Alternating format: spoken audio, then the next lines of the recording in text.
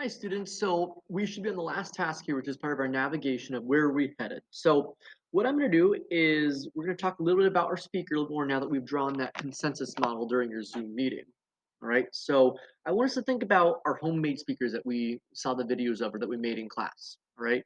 And I want you to think about how we were able to get that to vibrate even when we weren't touching the coil with the magnet. Right. We were able to make that sound come out when the magnet was not touching the wire.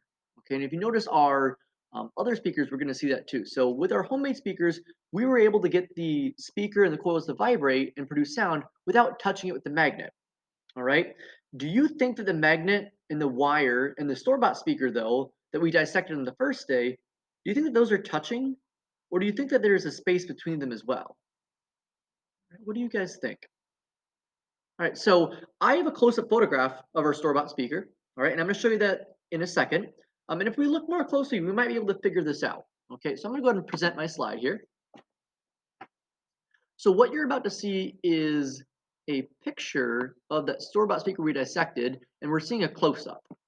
Okay, so I want you to examine this photograph and just think really quickly about whether there could be a gap between the magnet and the coil, even if it's just a little small one. All right, so think about again, could there be a gap between the coil of wire and the magnet, even if it's just a little small one? Right? Think about that.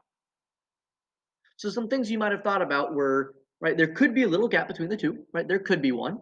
All right. Maybe there's some space, but it's not as much as in our cup speakers that we made, but there could be some space, right? And the thickness of the coil might seem like it's a little bit less than the thickness of that space that we see in the picture right here.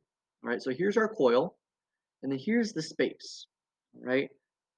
And that's what we're going to focus in on. All right. So we're going to focus in on this part right here. So I'm going to go ahead and go to the next slide if I can get to it hopefully here. There we go.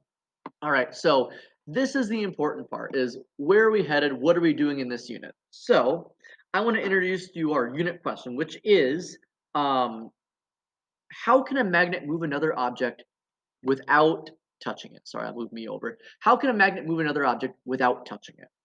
All right. So what I want you guys to do is in your science notebooks, if you go to the very beginning page, remember we left that very first page blank. All right. We're now going to write our unit question in there. So in the very beginning of your notebook, right, record this question: how can a magnet move another object without touching it in the very beginning? And if you look really quick at mine, right, I just opened up my front cover, right, whammo, just like this. There's my unit question. You're writing the same thing as in the picture that you see here on our Ed puzzle. Write that in the very beginning of your notebook. Um, what we're going to do is we're going to try to investigate this throughout this entire unit.